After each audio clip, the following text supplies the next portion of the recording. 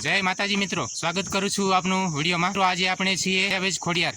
તો આજે આપણે આ વિડીયોમાં ખોડિયારમાંના દર્શન કરવાના છીએ અયાવેજ વાળા।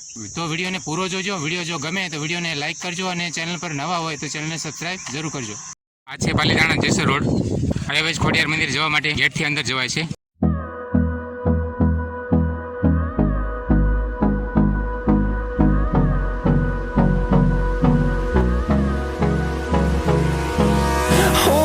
Close till I get up. Time is barely on our side. I don't wanna waste what's left.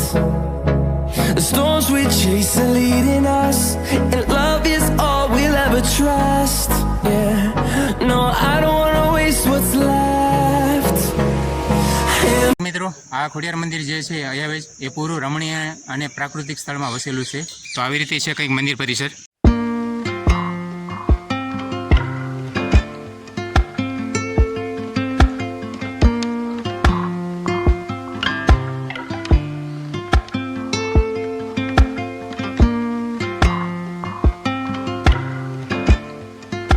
દર્શક મિત્રો, આ અયાવેજ ખોડિયાર માતાના મંદિરની ખાસિયત એ છે ખૂબ જ રમણીય સ્થળમાં વસેલું છે આ મંદિર।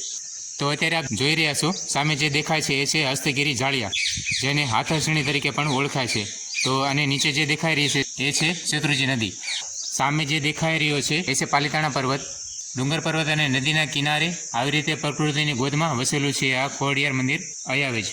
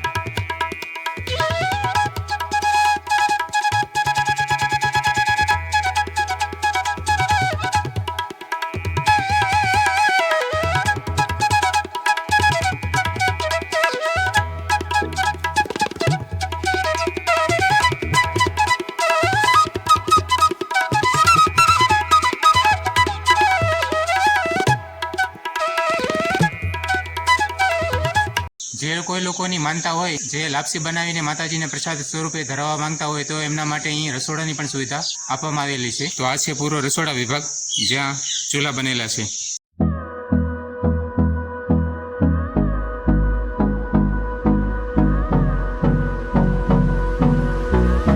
સામે જે દેખાઈ રહ્યો છે એ છે ભોજનશાળા પ્રસાદ ઘર હોલ। અહીંયા લોકોના રહેવા ઉતરવા માટે ધર્મશાળા વિશ્રામ ગૃહની પણ સુવિધા આપેલી છે।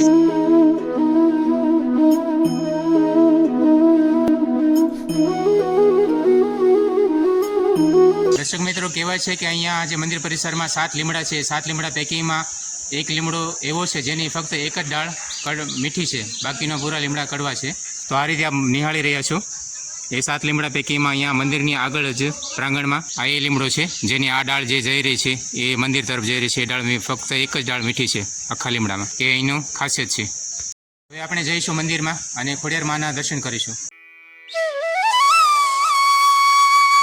મંદિરમાં પ્રવેશ કરીએ છીએ તો આપણે આવી રીતે કંઈક માના દર્શન થાય છે। તો માતાજીની સજોડે જ મિત્રો અહીંયા પઠાપીરનું પણ સ્થાનક સજોડે છે, જે સિંધમાંથી આવેલા છે। તો આપ અત્યારે દર્શન કરી રહ્યા છો પઠાપીરના। અને જ્યારે પણ અહીંયા પઠાપીરના દર્શનાર્થે આવો છો તો આ નિયમોનો કંઈક થોડુંક ધ્યાન રાખવાનું હોય છે આપણે, જે આપ વિડીયો થકી પોઝ કરીને જરા નોંધ લઈ લેશો।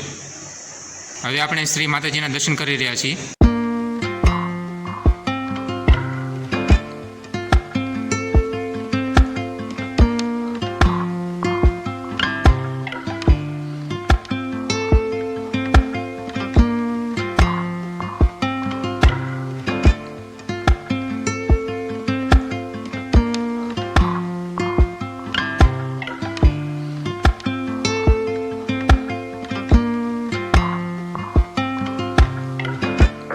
માતાજીના સ્થાનકની બાજુમાં 7 બહેનોનું પણ સ્થાનક આવેલું છે।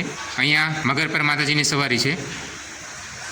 આદિત્ય પરમાર, રા નવગણના શાળા છે એમનું મસ્તક દિવાલમાં ચણેલું છે. એ સાથે સાથે આપ વીર દેવાયત બોદરના પણ અહીં દર્શન કરી શકો છો. એમના વીર રાજવી શ્રી રા નવગણ જુનાગઢના પણ અહીં આપ દર્શન કરી શકો છો.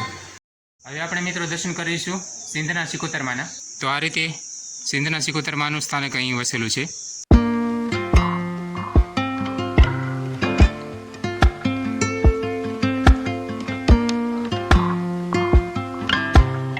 પ્રસાદ ઘર. અહીં ચા નાસ્તો પ્રસાદી ભક્તોને ખૂબ જ ભાવપૂર્વક અને પ્રેમથી જમાડવામાં આવે છે.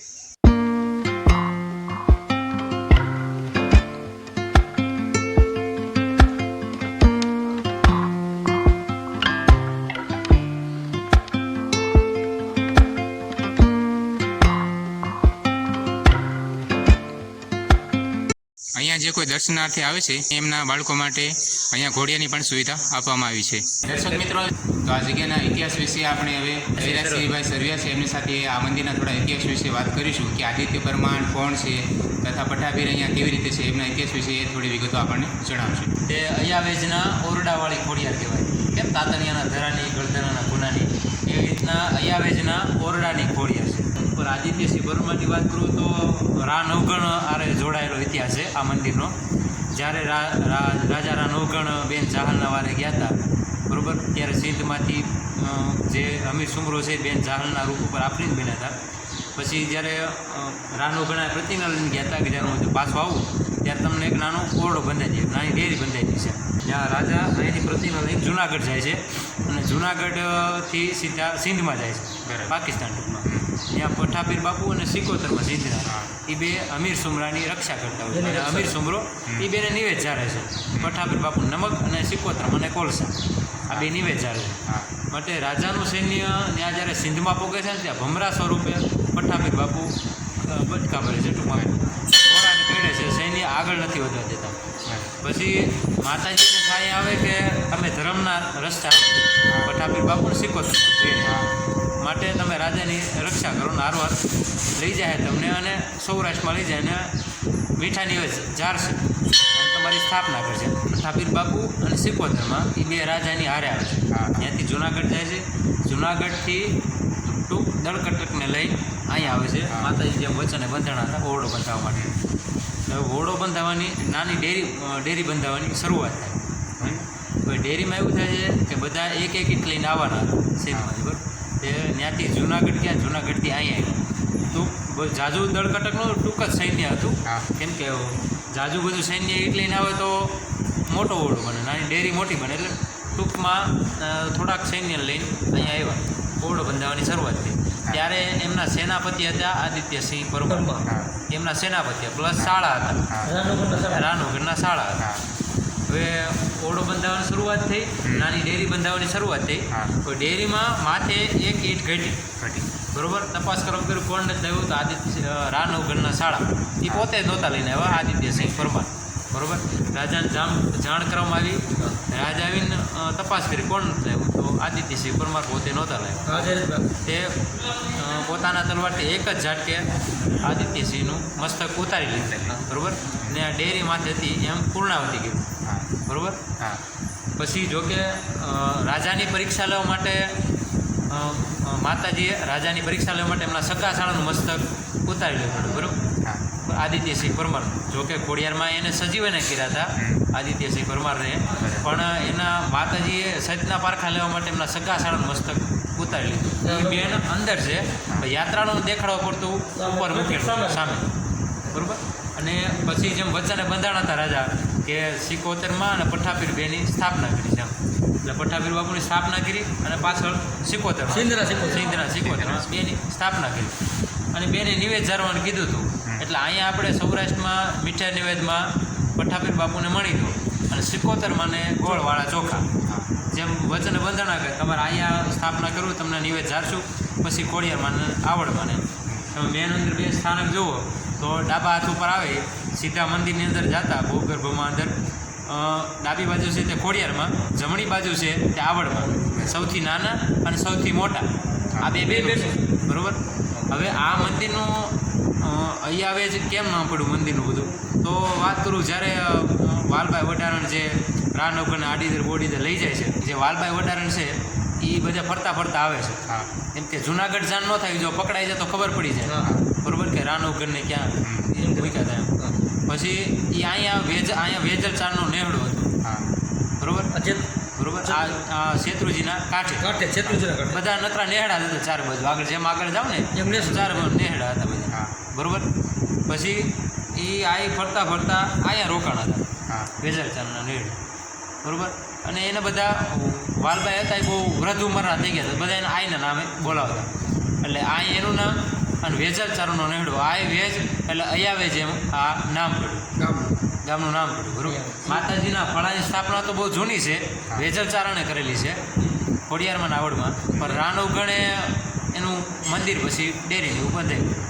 કેટલા વર્ષો થયા છે અંદાજે? ઈસવીસન 1010 રાનવગણ જન્મ હતો. કેટલા વર્ષ થયા? 1400 આજુબાજુ હોય છે, 1400 પુરાણ પૌરાણિક મંદિર છે આ, સમજો, અંદાજિત એમ. એમાં બીજું એક કહેવાય છે, 7 લીમડામાં એક ડાળ મીઠી અયાવેજ ઊંડવાળી.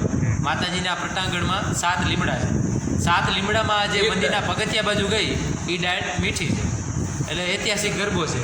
7 લીમડામાં એક ડાળ મીઠી અયાવેજ ઊંડવાળી. આ મંદિર ઊંડાણમાં છે એટલે ઊંડવાળી ખોડિયાર કહેવાય. મિત્રો આ જગ્યાના સ્થાન વિશે આપણે ધીરજસિંહ સર્વેજીએ આપણે ખૂબ સરસ માહિતી આપી. હવે બાપુ અહીંના જે ટ્રસ્ટી છે એમનું નામ અને કાર્ય જે ખાસ તમને સારી વસ્તુ એનામાં લાગતી હોય એના વિશે આપણે બે શબ્દ. અહીંના ટ્રસ્ટી શ્રી અમારે ઉપપ્રમુખ શ્રી કુમારજી માનસી બાપુ, તેઓ પોતે એમ કે એનો ભોગ એની આપણે શબ્દ ટૂંકા પડે છે વર્ણનમાં, કેમ એને વર્ણાશે કે એવા કુમારજી માનસી બાપુનું ભોગ એવો છે કે પોતાના પૈસે પોતાને અહીં પાણી નહીં પીવાનું જગ્યાનું, અને એટલું બધું સંચાલન કરે છે એની કોઈ સીમા ન મળે.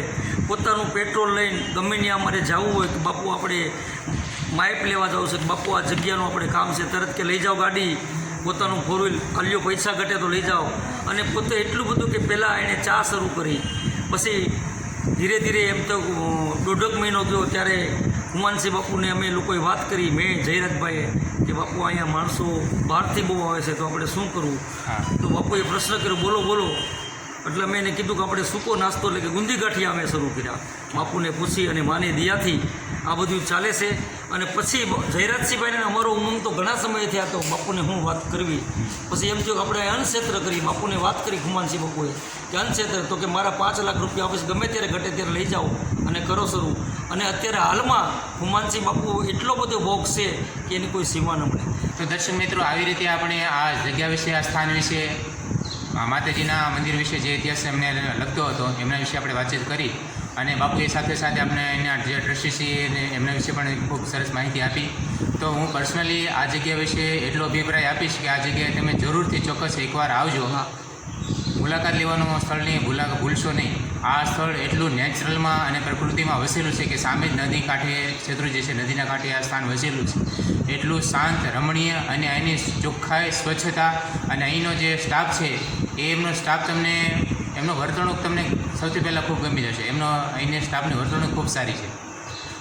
આપ સૌને મારી એટલી વિનંતી જરૂર છે કે એકવાર આ દર્શનાર્થે આ સ્થળની મુલાકાત જરૂરથી આવજો.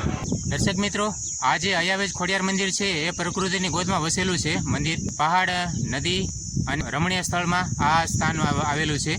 તો અહીં આપ એકવાર આ સ્થાનની મુલાકાત જરૂર લેજો.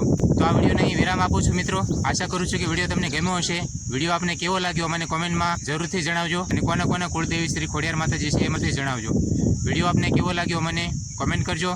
વિડીયો જો સારો લાગ્યો હોય તો વિડીયોને એક લાઇક કરજો. અને ચેનલ પર પહેલી વાર આવ્યો હોય તો ચેનલને સબસ્ક્રાઈબ કરજો, જેથી કરીને આપ આવા અવનવા પ્રકારના વિડીયો જોઈ શકો. વિડીયો પર સમય આપવા બદલ આપ સૌનો આભાર મિત્રો. મળીએ પાછા ફરી વખત એક નવા વિડીયો સાથે. ત્યાં સુધી આપનો આભાર મિત્રો. જય માતાજી. અને હા, કોમેન્ટમાં જય ખોડિયારમાં લખવાનું ભૂલશો નહીં. જય માતાજી.